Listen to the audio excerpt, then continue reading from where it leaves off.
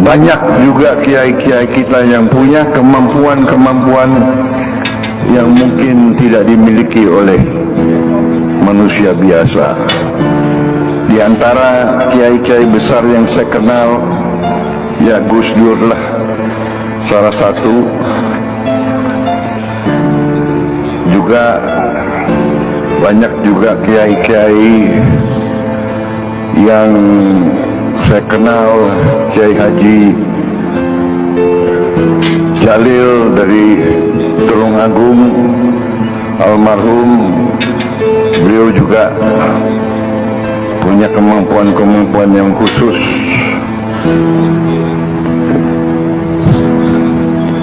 Mbah Lim dari Klaten, Mbah Lim Klaten juga seorang yang saya kenal baik. Kadang-kadang cerita-ceritanya lucu-lucu. Kalau datang ke rumah saya, datang kemudian ya lucu-lucu, datang, Mas Bowo, ini sepatunya saya bawa ya.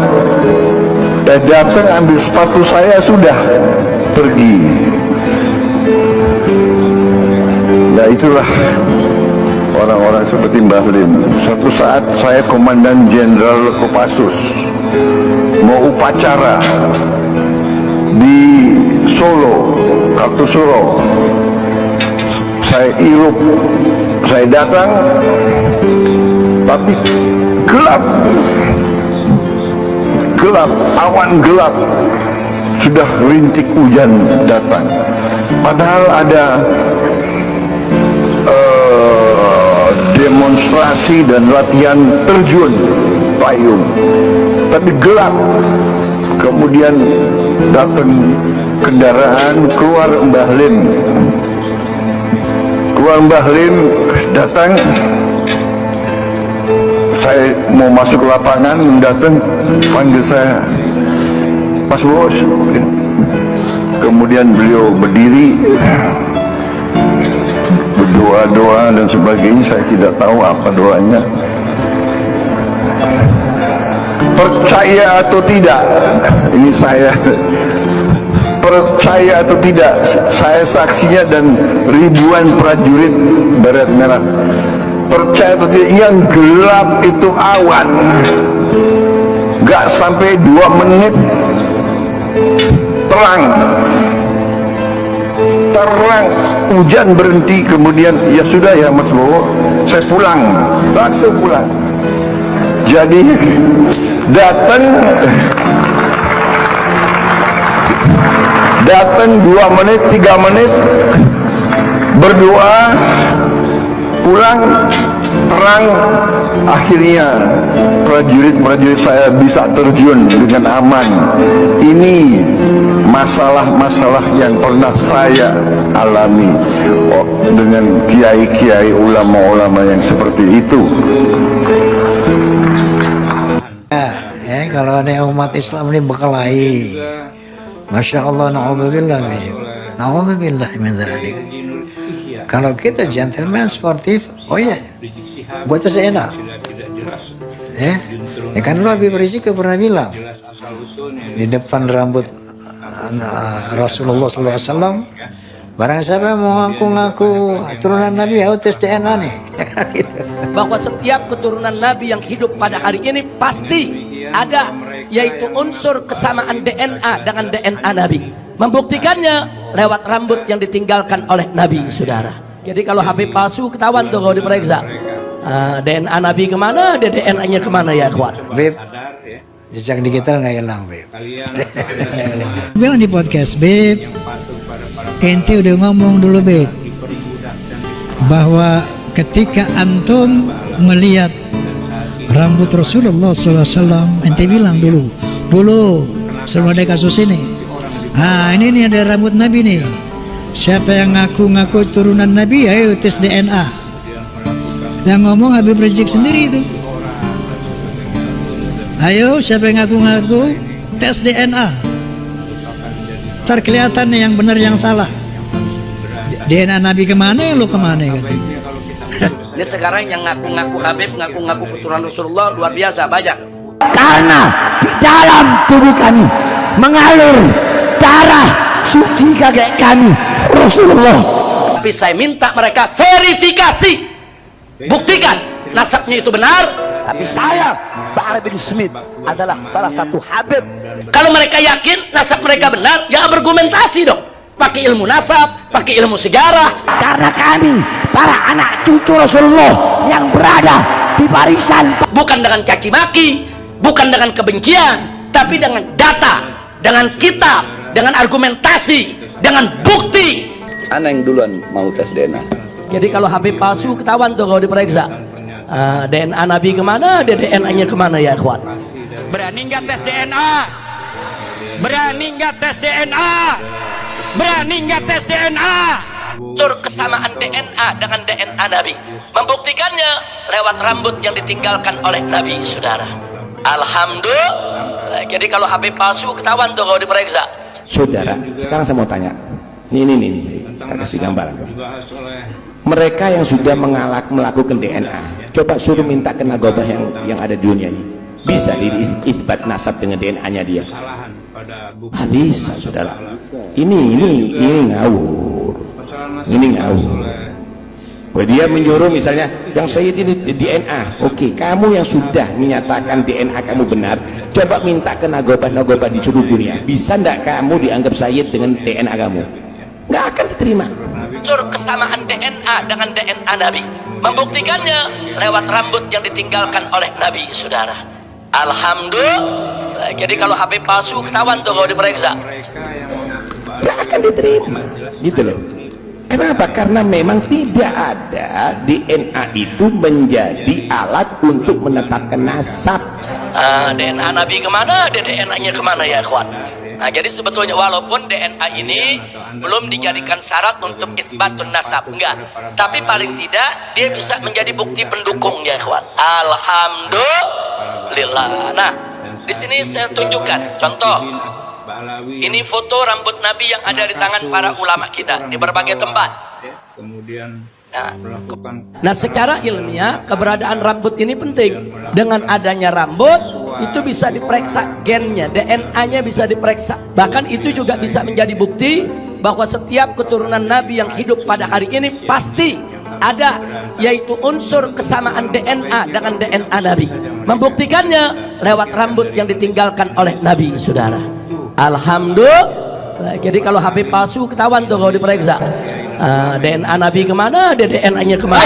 Tapi saya minta mereka verifikasi, buktikan nasabnya itu benar ke Rabitatul Alawiyah. Kalau mereka yakin nasab mereka benar, ya argumentasi dong.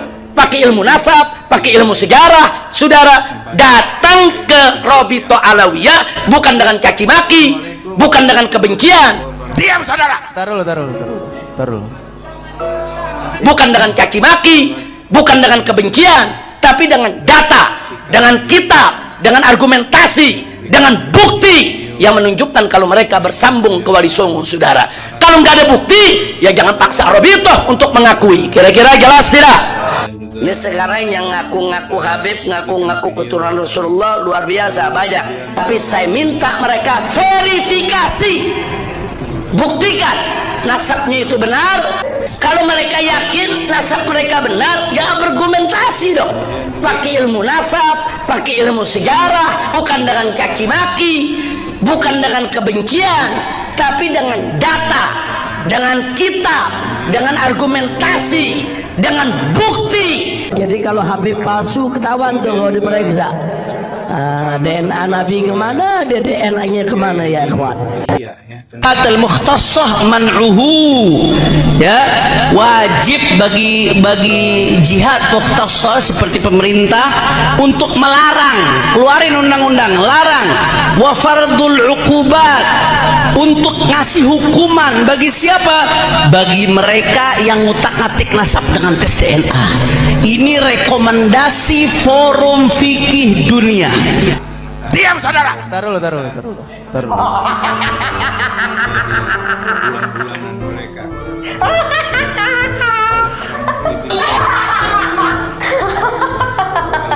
Saya langsung langsung jawab saja ya. Tadi disampaikan oleh Kiai Ubaidillah tentang soal paradigma yang keliru dalam masalah menanggapi tesis Kiai Imad tersebut. Ini saya menegaskan ada 3 poin cara berpikir yang saya ingin garis bawahi di sini sebelum menanggapi detail dari 9 poin penyimpangan Kiai Haji Imaduddin ya, tapi nggak ada Kiai Hajinya ya, langsung penyimpangan Imaduddin, nggak apa lah ya. Nah, ini kritik yang emosional ya, tidak mau menahan emosi, tapi ini emosional. Tapi kembali lagi kepada basic pembahasan kita. Jadi yang pertama itu dalam buku tersebut ada kesalahan paradigma karena yang dipakai itu ilmu nasab, ilmu syariah dalam tanda kurung fikih, walaupun tanpa membedakan syariah dengan fikih. Yang ketiga adalah ilmu sejarah. Ini seolah-olah ilmu nasab itu tidak islami begitu, seolah-olah gitu. Jadi mestinya kan ilmu filologi yang dipakai itu, ya, bukan ilmu nasabnya. Filologi dipakai dan diperkuat dengan ilmu tobakoh, mestinya begitu, ya. Jadi dalam kajian buku keabsahan nasab Bahalawi ini tidak membedakan ya antara wilayah usuluddin dengan furu'uddin. Antara usul dengan furu itu tidak dibedakan. Ya, ada semacam simpang siur. Ya, nalar berpikir dalam merangkai tulisan keabsahan nasab Bahalawi itu. Jadi nasab itu kan yang dipersoalkan di sini fokusnya hanya soal masalah benar enggak ya Ahmad bin Isa itu punya anak Ubaidillah ya. Jadi sampai ke persoalan-persoalan fikih yang di situ lebih ke otoritas fuqaha ya, yang mana di situ fuqahanya juga dari kalangan abad ke-10 ke bawah. Ini yang kemudian jauh dari harapan untuk bisa menjawab tesis Kiai Haji Imaduddin. Nah ini yang pertama. Jadi persoalan tidak membedakan mana usuluddin mana furu'uddin. Jadi jangan mengedepankan pendekatan fikih. Mestinya pendekatan ilmu tobakoh, pendekatan ilmu tarikh sejarah dan juga ilmu nasab. Ya, apalagi ditambah dengan filologi. Wah, itu luar biasa. Sumber-sumber otentik bisa ditelusuri untuk memperjelas apakah sumber itu asli apa palsu. Ya. Kemudian yang kedua ini soal cara pandang yang perlu kita melihat sebenarnya kejujuran intelektual yang diekspresikan oleh buku itu sejauh mana. Karena apa? Ya, kita melihat bahwa kecenderungan mereka ketika menolak tesis Kiai Imad dengan emosi ya, karena merasa nasabnya dibatalkan, itu nampaknya sangat berlebihan dan itu sangat wajar membuat ketika banyak orang itu curiga, ini kenapa ya, karena di negara-negara Arab itu nggak ada orang ngaku-ngaku cucu Nabi ya, apalagi sampai berteriak-teriak dalam diri saya mengalir darah Rasulullah dan seterusnya. Itu di Arab itu nggak ada. Tapi kok aneh di Indonesia ini loh, kok aneh sekali. Ketika nasabnya dikritik, mereka memberikan reaksi yang berlebihan. Mestinya kalau cucu Nabi santai-santai saja. Ya, Sayyidina Husain dipenggal kepalanya, Sayyidina Hasan diracun. Ya, cucu-cucu mereka yang asli ya, pakai shot yang benar-benar cucu Nabi. Itu mereka dimiskinkan, dikucilkan, dipenjara, dibunuh, disiksa, itu biasa-biasa saja. Tapi kenapa ini cuman diragukan nasabnya aja udah kayak kejang-kejang ya, kayak mempersetankan, menjajalkan, mengibliskan. Ini yang aneh sekali. Ini curiga kita ini. Ini sebenarnya masa Nabi itu seperti itu? Nabi santai aja lah gitu loh.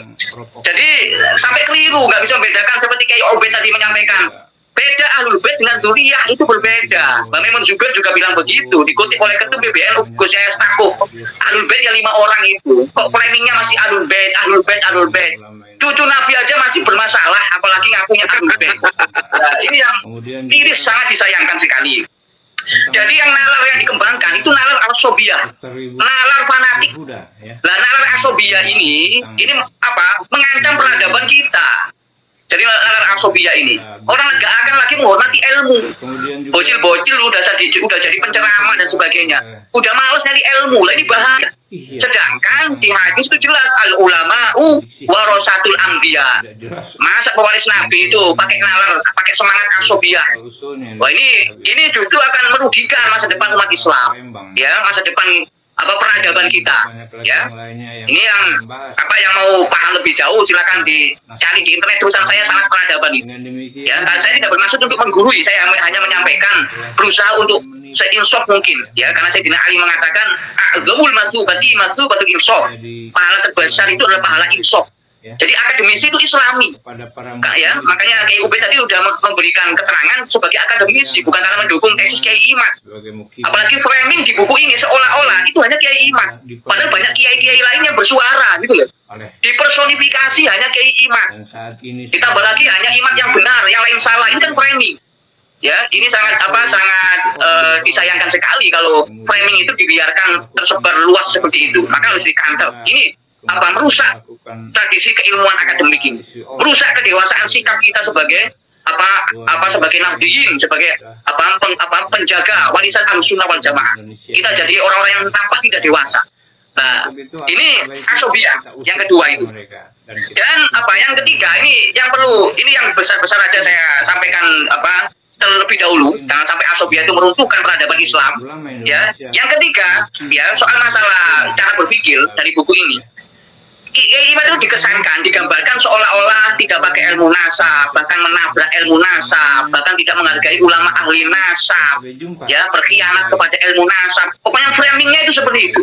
Padahal mereka itu tidak mau mendengar hujah-hujah atau jawaban-jawaban yang disampaikan oleh Kiai Imam. Tidak mau tahu. Nah, ini jadi masalah, tidak mau tahu. Pokoknya ini, ya, justru mereka yang merasa benar itu, tapi merasa benar secara gotong royong berjamaah, gitu loh. Ya, pakai buat buku secara kompilasi. Ya, Imam jawabnya sendirian. Ya, tapi yang perlu diketahui, ini tidak perlu dipersonifikasi Kiai Imam masalah nasab ini. Banyak ulama-ulama bicara nasab. Bahkan yang dulu Muhyiddin akut itu, ya, kayak Kiai Muharrar itu yang viral itu. Ya, Kiai Al-Zuki Mustamad dan lain-lain. Ini akan bersuara. Kenapa? Jangan sampai, ya, hujah ini tidak ada yang menyuarakan. Yang ketiga ini silakan dicermati, ya, bahwa Kiai Imad itu kalau dianalogkan dengan tradisi ilmu hadis atau dalam lingkup living sunnah, ya, kalau dulu ada ilmu hadis itu kan kemudian berkembang, ada ilmu nakdul hadis, ada nakdul mata, nakdul sanad, ya.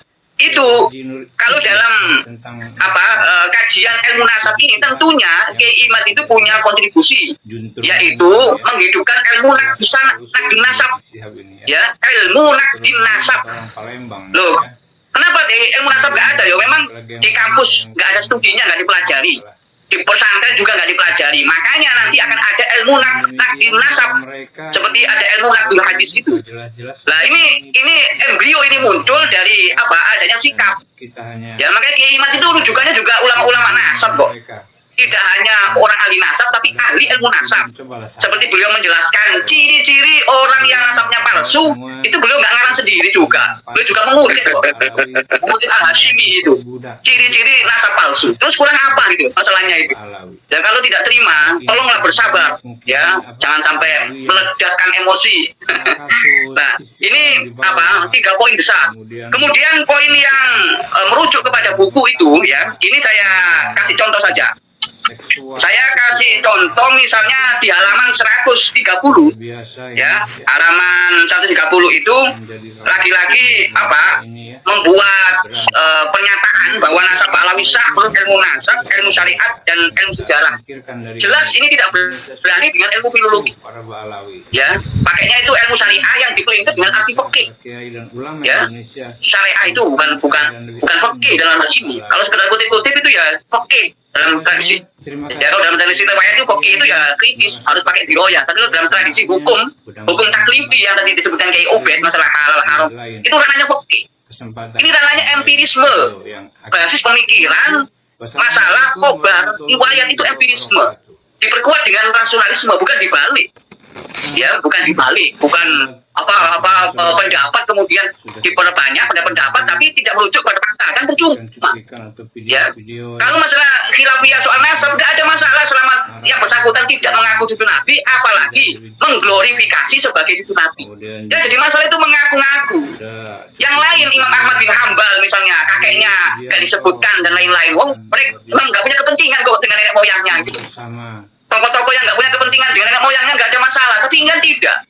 Ini tidak hanya mengaku-ngaku, tapi dibuat untuk mengancam orang lain, pihak lain. Ya, mengancam kualat, mengancam nggak dapat syafaat. Wah, ini kan harus disikapi. Kalau sekedar udahlah, kamu percaya nggak, terserah, nggak percaya nggak apa. Saya intinya di sini siar ilmu, saya nggak pernah bawa nasab, oke, nggak masalah. Tapi selalu bawa nasab. Nah, sehingga ini ini dakwah di era sekarang, ya ijtihad di era sekarang adalah bagaimana membongkar anomali yang merugikan umat, merugikan masyarakat. Nah, itu yang 130 itu ya, nggak berani pakai filologi dan juga ilmu tobakoh karena jadi runyam nanti. Ya, ini kita bisa tahu secara koridor ya. Jadi lagi-lagi koridor berpikir fikih itu tidak bisa dipakai untuk menjawab tesis Kiai Imad. Karena Kiai Imad sendiri juga selalu mengatakan ilmu nasab, ilmu sejarah, ilmu filologi ditambah DNA. Ya, tidak pakai fikih. Ya, kalau fikih ya selesai. Ya, kalau kayak bahasanya Ki Alawi itu idza batalan aslu batalan far'u. Selesai itu kalau asalnya selesai. Ya, batal, far'nya juga batal. Itu kalau pakai analoginya nalar usul fikih begitu. Nah, asalnya batal, ya far'nya selesai, furu'nya selesai. Lah, apa mau begitu? Langsung pakai kesimpulan begitu? Kan tidak mau. Nah, oleh karena itu lagi-lagi ya masalah Kiai Imad itu beliau punya kontribusi dalam ilmu nakdi nasab. Ya, yang konkret tadi kalau dilihat itu dalam buku tersebut itu misalnya mengutip Haji Khalifah, ya ulama di intelektual al-Mustaqaf al-Utsmani At-Tuki, intelektual di masa Tuki Utsmani, ulama abad ke-17 Masehi. Ini ulama baru-baru juga yang dikutip dalam hal masalah spirit ilmu nasab. Mengutipnya ya buku itu juga ulama abad 17 Masehi, intelektual era Tuki Utsmani. Ya, nah, di situ misalnya ini kita kasih contoh saja. Di situ Haji Khalifah itu dalam buku mengutip sabda Nabi tanpa menyebutkan sanadnya.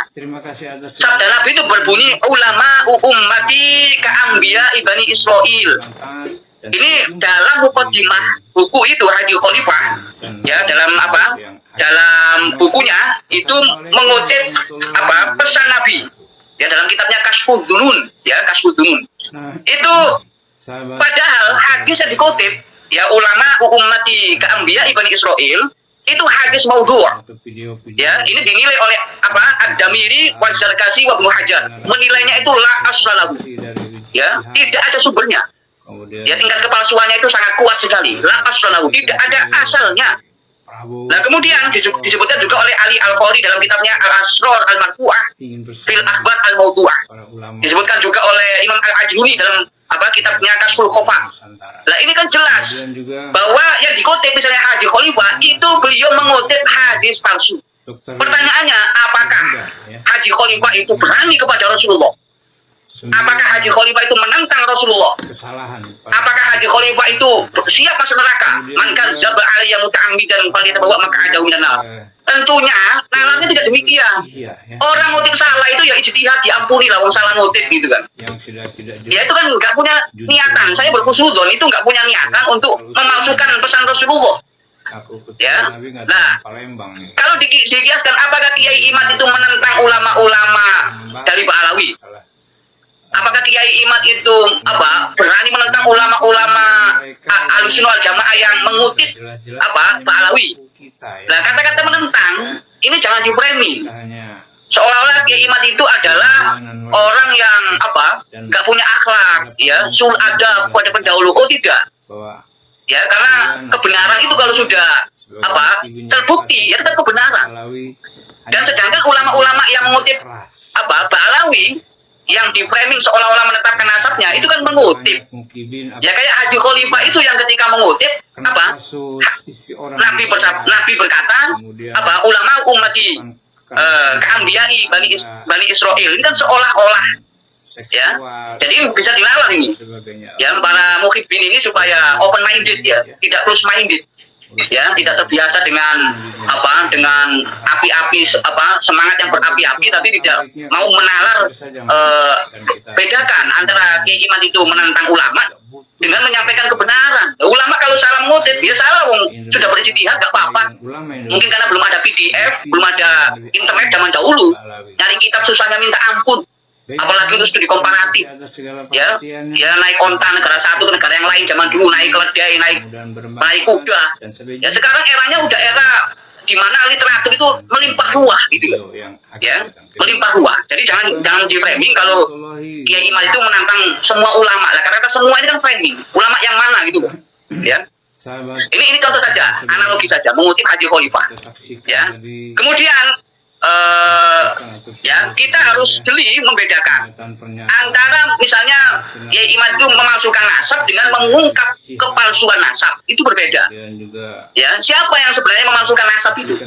Seperti kita melihat Haji Khalifah tadi, ya kita bisa membedakan apakah Haji Khalifah itu memalsukan hadis Nabi ataukah tidak sengaja. Nah kalau Kiai Imad ini, beliau itu mengungkap, ya kalau temuan itu ditemukan, ya sudah, kita terima saja, memang kenyataannya demikian.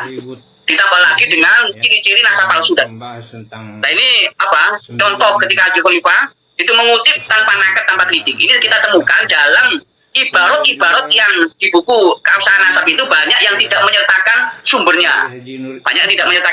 Saya khawatir kecerobohan masalah ini, ya menambah inkoherensi buku tersebut, ya, menambah inkoherensi buku tersebut.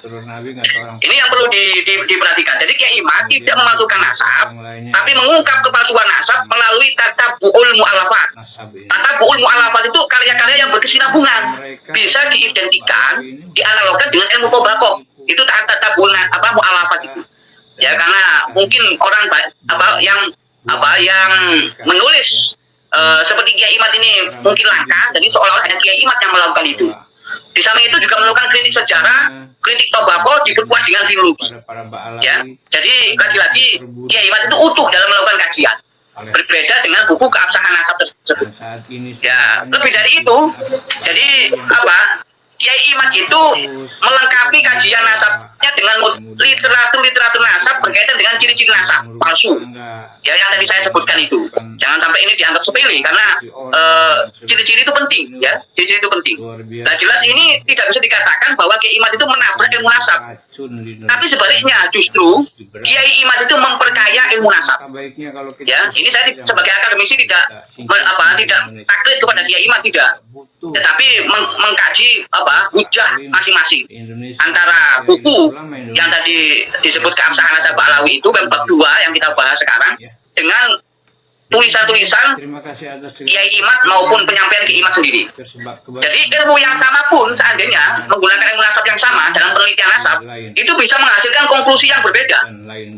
Ya, kalau pada perspektif Kiai Alawi itu ilmu kan berkembang, ya metodologi juga bisa berkembang. Tapi apakah bisa diverifikasi secara secara ilmiah? Ya, nah ini yang jadi tugas dari tim penulis itu untuk meninjau kembali bukunya itu kalau mau, ya.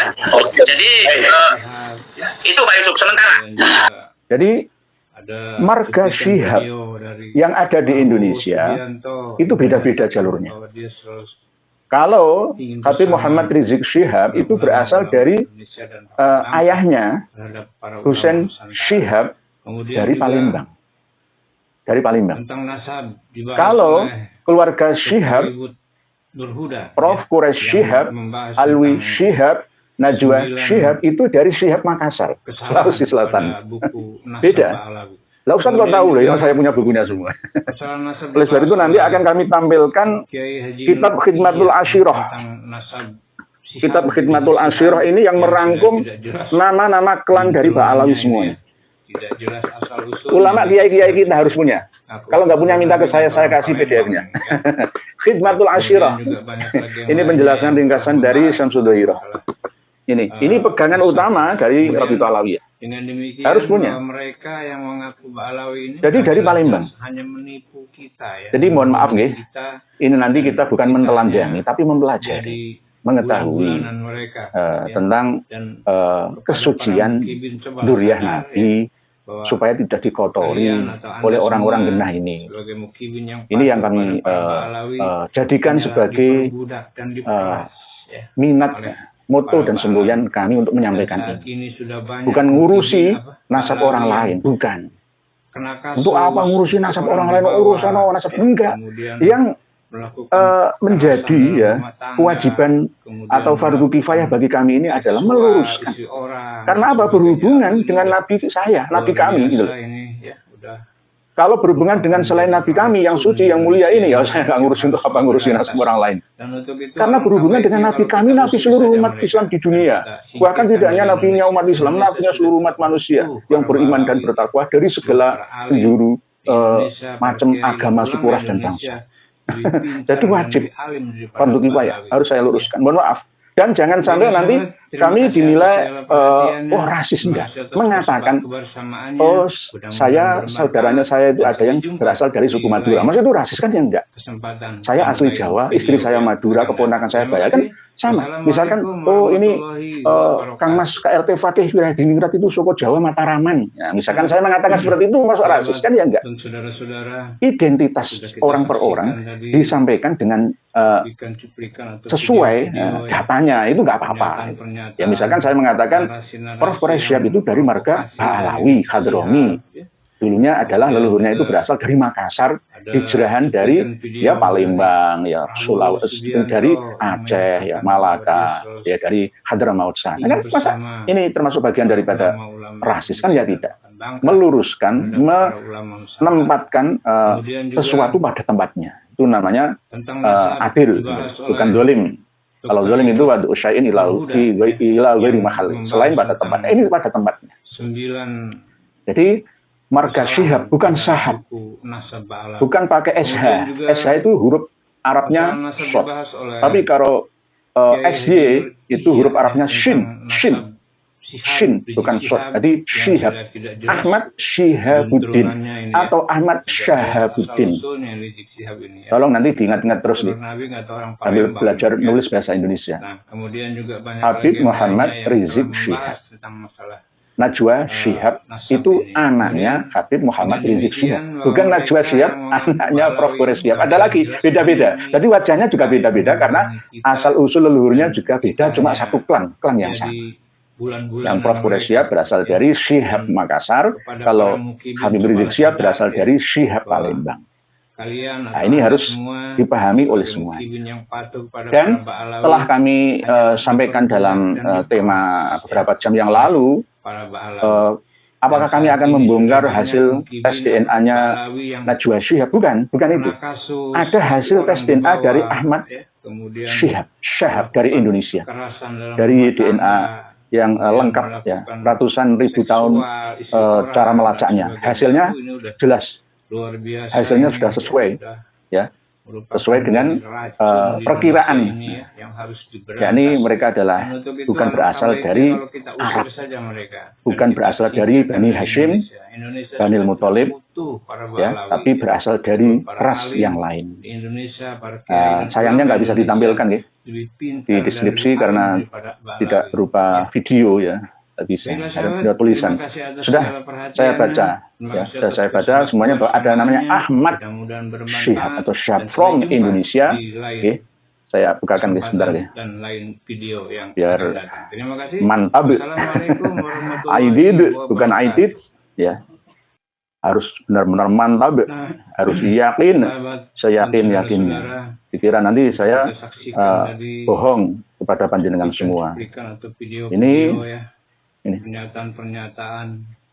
Ini pernah di setting, tidak bisa diakses oleh orang lain, oleh beliau dari Robitotul Alawiyah ya, dan saya bisa membukanya. Ini dari Ahmad Syihab atau Syihab, keluarga Syekh Syihab from Indonesia, hasil tes DNA-nya GM201, tidak J1, tidak J2 atau O atau R atau S atau apa enggak. Jadi jelas. Jadi ini yang paling ya taat dengan Habib Muhammad Rizik Syihab dari keluarga marga Syihab. Karena apa? Sesuai dengan arahan dari beliau Kang Mas Muhammad Rizik Syihab yang mengaku-ngaku sebagai duriah Nabi ya harus dan wajib tes DNA. Dan Pak Mas Ahmad Syihab atau Syihab ini benar-benar melaksanakannya. Nah, secara ilmiah keberadaan rambut ini penting. Jadi kalau ada yang menolak Muhammad itu hanya cerita khurafat, dengan adanya rambut itu bisa diperiksa gennya, DNA-nya bisa diperiksa. Bahkan itu juga bisa menjadi bukti bahwa setiap keturunan Nabi yang hidup pada hari ini pasti ada, yaitu unsur kesamaan DNA dengan DNA Nabi. Membuktikannya lewat rambut yang ditinggalkan oleh Nabi, saudara. Alhamdulillah. Nah, jadi kalau Habib palsu ketahuan tuh kalau diperiksa. DNA Nabi kemana? DNA-nya kemana? Jadi gitu Kang Mas Muhammad Rizik Syihab.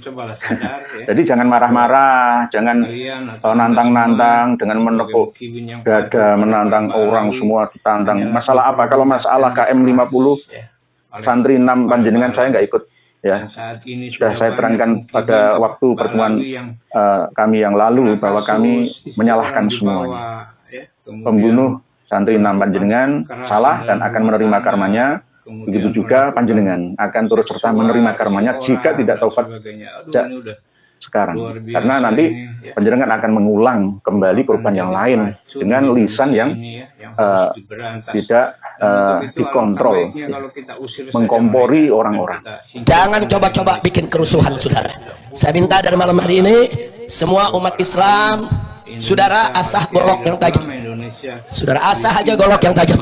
Kalau mereka mau bikin huru-hara di Jakarta, coba-coba ganggu keamanan, bakar-bakar halte. Hei umat Islam, keluar dari rumahmu, bawa senjatamu, ganyang mereka.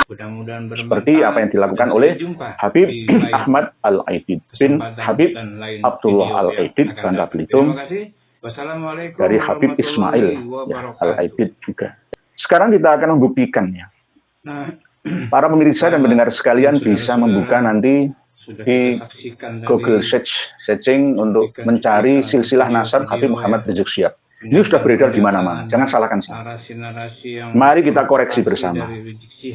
Kita koreksi, beliau Habib Muhammad Rizik Syihab ini adalah duriah Nabi yang ke-38. Ini tidak masuk akal. 1430 tahun sejak Rasulullah Shallallahu Alaihi Wasallam sampai sekarang kok baru 38 generasi, itu tidak masuk akal.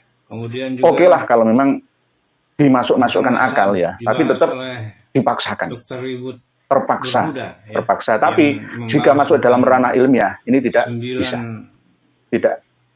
bisa dikategorikan sebagai kajian ilmiah, tapi hanya berdasarkan prasangka atau zon saja. Ketika Sayyidah Fatimah wafat tahun 11 Hijriah, ya, umurnya cuma 28 tahun.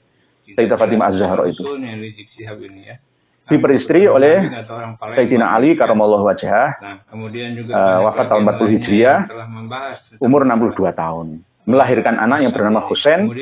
Husain ini lahir pada 4 Hijriah tahunnya, wafatnya tahun 64 Hijriah, umurnya cuma 64 tahun. Ali Zainal Abidin, terus sampai Muhammad Al-Baqir, ini generasi yang keempat, kalau dari Rasulullah generasi yang kelima. Itu masih normal. Dalam satu abad ada 5 generasi. Kalian atau Anda semua anak, sebagai mukibin yang cucu, para Ba'alawi hanyalah diperbudak anak, dan cucu, terus buyut, canggah, waren. Itu wajar dalam satu abad 100 tahun. Coba jenengan ingatlah. 45 merdeka bangsa Indonesia 1945. Sampai sekarang belum ada satu abad. Ketika mbah kita lahirnya tahun 1945, jenengan cek sekarang, anaknya ya kan punya anak, punya cucu, punya buyut. Kakak saya yang paling barat itu umurnya 61 tahun meninggal dunia. Satu, ya.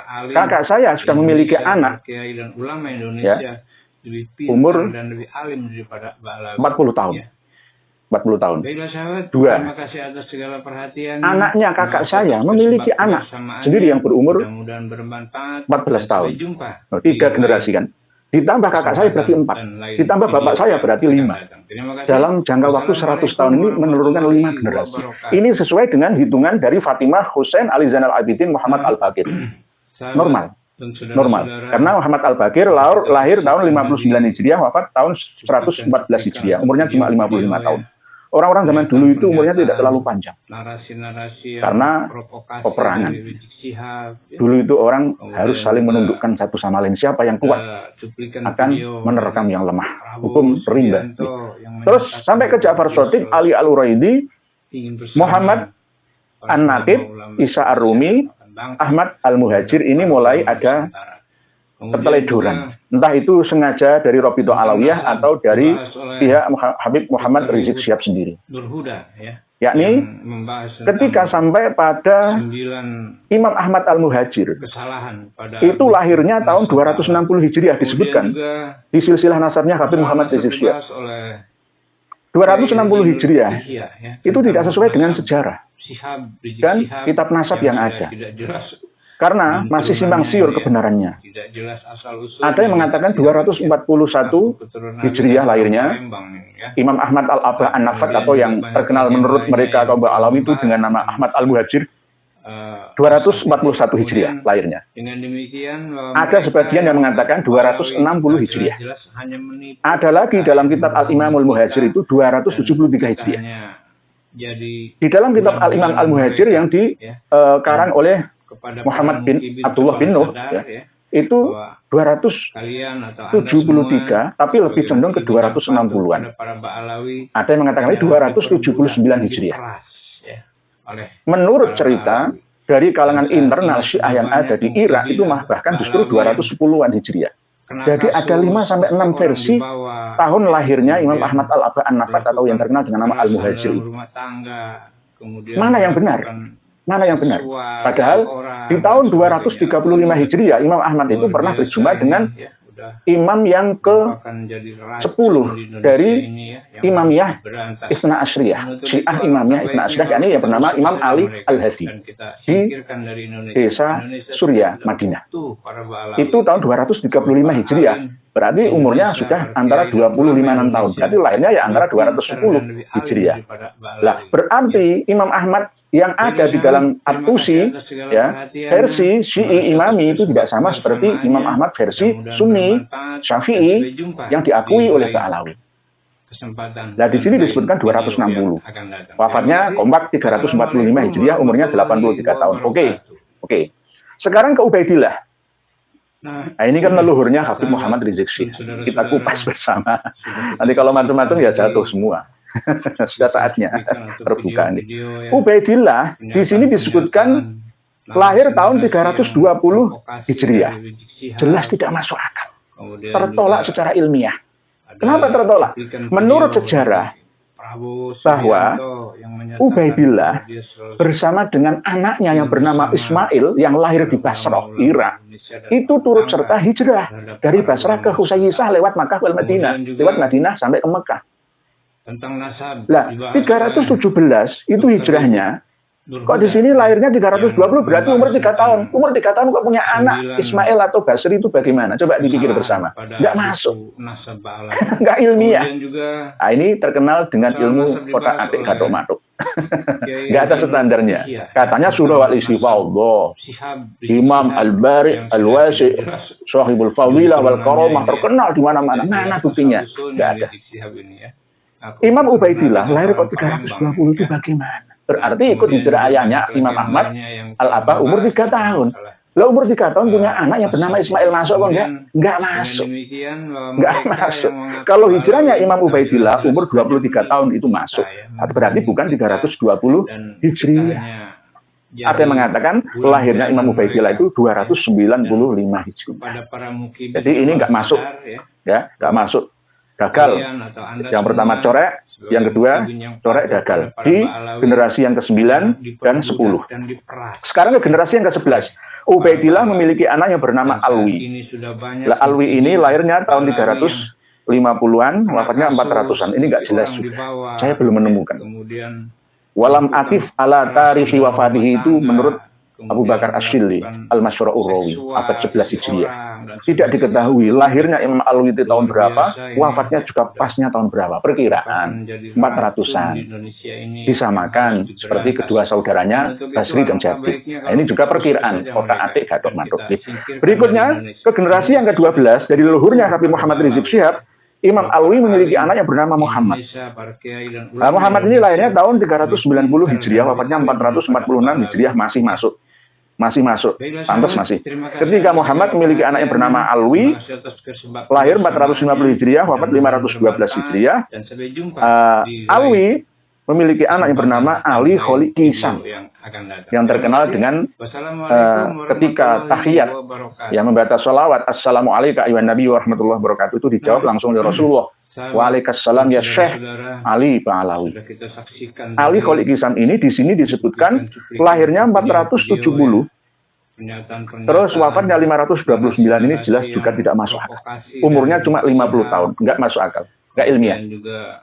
Kita coba cocokkan dengan kitab Ar-Raudhul Jali saja. Ali Kholi Kisam itu wafatnya tahun 507 kalau di sini. Ada 527, ada 507, ada 529, ada wafatnya 729. Mana yang benar? Nah, inilah yang namanya otak-atik gatuk matuk. Ar-Raudhul Jali coba jangan lihat. Halaman 128. Wafatnya itu 507, jelas nggak masuk. Yang asli sesuai dengan Tabaqatul Khawas, Abdul Latif As-Sirji Az-Zabidi itu 729 Hijriah, wafatnya Imam Ali Kholi Kisam. Ini di otak-adik lagi, wafatnya 529 Hijriah, tidak sesuai dengan Ar-Raudhul Jali yang 507 Hijriah. Nah ini, terus ketika Imam Ali Kholi Kisam memiliki anak yang bernama Muhammad Shahib Mirbad. Ya, ini lahirnya 500 Hijriah, wafatnya 590. Diperkirakan genep semua. Umurnya 50, 60, 55, 56, 55 gitu. Enggak ada yang ganjil. Terus ini yang paling tidak masuk akal. Pada generasi yang ke-16 dari leluhurnya Habib Muhammad Rizik Syihab itu sampai ke Ali yang menjadi ayahnya Muhammad Al-Faqihil Muqaddam. Ali yang terkenal dengan nama Walidul Faqih itu lahirnya tahun 630, terus wafatnya tahun 690. Padahal bapaknya Ali ini wafatnya tahun 550. Orang yang sudah meninggal dunia lama, hampir 80 tahun, kok masih memiliki anak? Ayo, masih memiliki anak yang bernama Ali Walidul Faqih. Jangan nanti koreksi sendiri. Gitu. Muhammad Shahib Mirbad itu lahirnya 500 Hijriah, wafatnya 550 Hijriah, umurnya 50 tahun. Lah, 550 itu sudah wafat, tetapi memiliki anak yang bernama Ali, yang terkenal dengan ayahnya Muhammad Faqihil Muqaddam, lahirnya 630. Itu 630 itu Muhammad Shahib Mirbad sudah meninggal dunia. Perkiraan ya 60 tahun, 80 tahun, ya 550 tambah, 80 tahun. Sudah meninggal 80 tahun itu masih memiliki anak yang bernama Ali Walidul Faqih. Gitu. Lalu ini yang paling mengagumkan lagi. Ali Walidul Faqih memiliki anak yang bernama Muhammad Al-Faqihil Muqaddam yang terkenal. Muhammad bin Ali Ba'alawi, ya, tokoh sufi ya, yang mengalahkan Syekh Abdul Qadir Al-Jailani katanya menurut mereka, ya. Itu lahirnya tahun 574 Hijriah, wafatnya 653 Hijriah. Masuk? Nggak masuk. Antara lahirnya ayahnya itu duluan anaknya. Ayahnya itu lahirnya 630, anaknya lahirnya 574. Itu jelas nggak masuk akal. Cocokkan semualah. Buka sendiri daripada nanti saya dikira ngarang-ngarang dewi. Jadi nggak masuk sudah. Ini jika sampai saya telusuri semua ke Habib Muhammad Rizik Syihab itu jelas ini corek semua, gagal menjadi dzurriyyah Nabi berdasarkan silsilah nasab ini. Tidak ilmiah, tidak masuk akal, tidak masuk akal. Tolong dibenahi lagi kalau toh mau diakui secara ilmiah, ya. Tolong dibenahi lagi. Jelas salah, ya. Salah. Siapa yang menyalahkan? Dia standar. Orang wong wis mati puluhan tahun kok masih memiliki anak, itu bagaimana? Coba dipikir-pikir bareng. Ini udah jelas-jelas hanya yang ini kita ya, membohongi kita. Dan kita ayahnya itu lahirnya lebih duluan anaknya, atau yang sudah meninggal dunia lama puluhan tahun masih bisa memiliki anak. Ini sama dengan halusinasi, sama dengan penyakit mali khulya, sama dengan itu. Jadi mohon maaf, para Ba'alawi. tidak ada kejahatan yang sempurna. Walaupun sudah berjalan lama, diyakini surah al-istifadah oleh banyak orang, tetap akan ada kelemahan. Karena apa? Akan terjatuh dengan sendirinya. Karena kesalahannya sendiri, menggali lubang yang akan dimasukinya. Saudara-saudariku semuanya, para pemirsa dan pendengar sekalian, ini saya sertakan kitab Khidmatul Asyirah. Kitab Khidmatul Asyirah ini dikarang oleh Al-Ustadz Al-Jalil As-Sayyid Ahmad bin Abdullah As-Segaf Al-Alawi tahun 1964, sebelum meletusnya G30 SPKI. Dikarangnya di Jakarta, Indonesia, oleh Rabithah Alawiyah. Tahun Hijriahnya 1384, sesuai dengan tanggal 11 Juli 1964. Di sini disebutkan ada Qabail atau Qabilah, klan-klan dari Ba'alawi itu sejumlah 346 nama klannya. 346. 346. Ini bisa mengalahkan suku-suku bangsa yang ada di seluruh Indonesia. Toh di dalam catatan di spenduk sensus yang ada di Indonesia itu ada 300 lebih suku dan bangsa, tapi ada subnya itu lebih dari 1.300-an. Tapi kalau disuruh menyebutkan 300 klan atau qabilah atau suku, kita tidak akan bisa menemukan. Paling yang perkiraan-perkiraan pecahan-pecahannya saja. Misalkan kita hanya bisa menyebutkan 20 lah ya kalau di Indonesia, misalkan suku Jawa, Sunda, Madura, Bugis, Melayu, Batak misalkan, terus suku nggak ada Rohingya loh ya, Dayak misalkan. Dayak pun ada sub-sub bagian-bagian tertentu, paling dengan bisa nyebut paling 100-an lah. 100. Nah ini ada 346. 346 qabilah dari Ba'alawi ini, seandainya datang semua ke Indonesia, hancur sudah. Kita. Mohon maaf, hancur sudah kita. Apalagi sudah ada kota Situbondo, kota Tarim. Belum sohib-sohib yang lain. Ya. Ini untuk kehati-hatian kita. 346. Kemarin yang disebutkan oleh Habib Muhammad Rizik Syihab kan cuma 75 tambah 15, cuma berapa? Jadi tidak ada sahab lah ya, Syihab yang ada itu.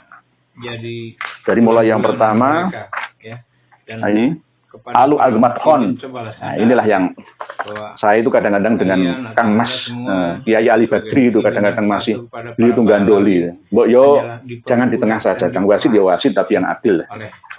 Azmat Khon itu Abdul Malik itu hanya perkiraan saja. Lalu Ali Maknun, Alu Abu Bakar Al-Fakhr, Husain Al-Qoroh, Auhaj Al-Baiti, ya, semua dibatalkan oleh beberapa jam yang lalu Syekh Samsuddin Syarafuddin melalui akun resminya. Menyusul lagi, saya dikirimi.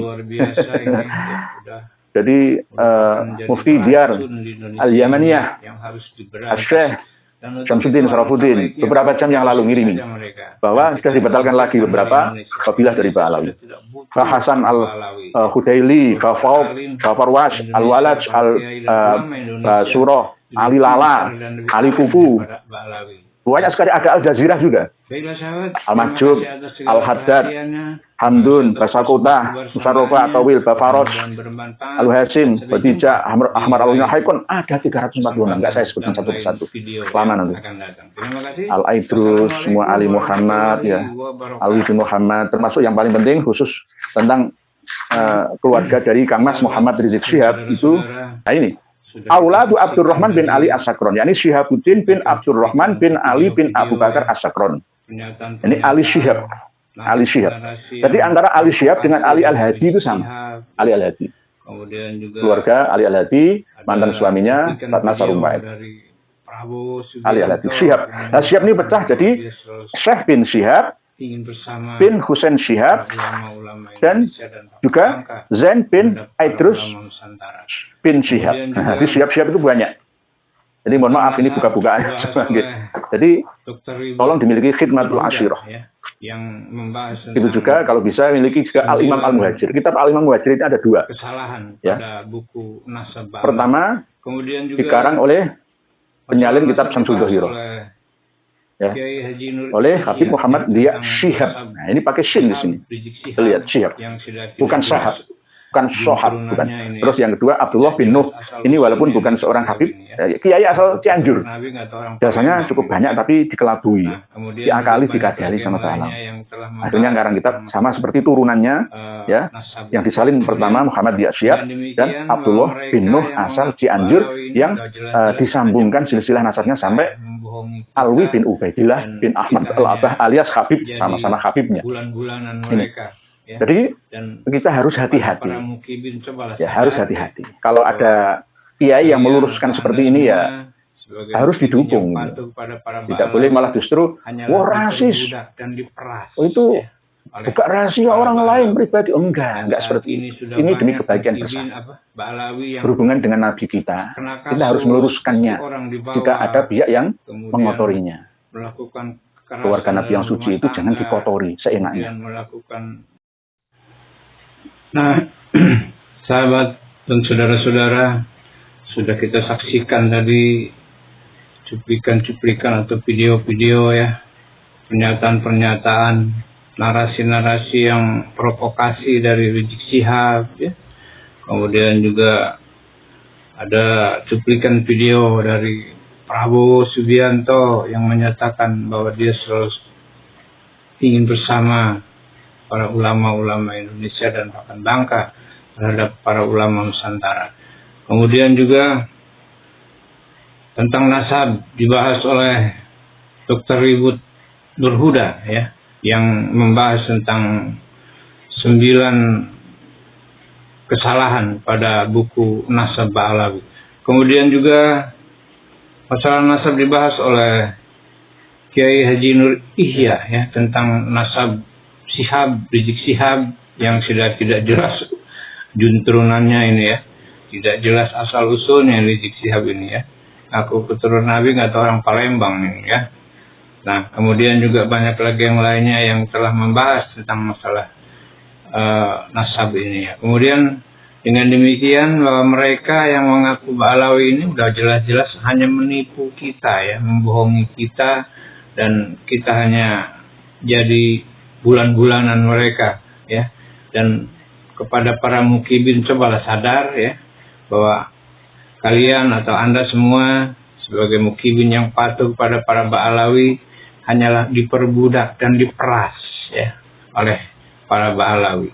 Dan saat ini sudah banyak mukibin Ba'alawi yang kena kasus istri orang dibawa ya, kemudian melakukan kekerasan dalam rumah tangga, kemudian melakukan seksual istri orang dan sebagainya. Aduh, ini udah luar biasa ini ya, udah merupakan jadi racun di Indonesia ini ya, yang harus diberantas. Dan untuk itu alangkah baiknya kalau kita usir saja mereka dan kita singkirkan dari Indonesia. Indonesia sudah tidak butuh para Ba'alawi ya, sebab para alim di Indonesia, para kiai dan ulama Indonesia lebih pintar dan lebih alim daripada Ba'alawi ya. Baiklah sahabat, terima kasih atas segala perhatiannya, terima kasih atas kebersamaannya, mudah-mudahan bermanfaat, dan sampai jumpa di lain kesempatan dan lain video yang akan datang. Terima kasih. Wassalamualaikum warahmatullahi wabarakatuh.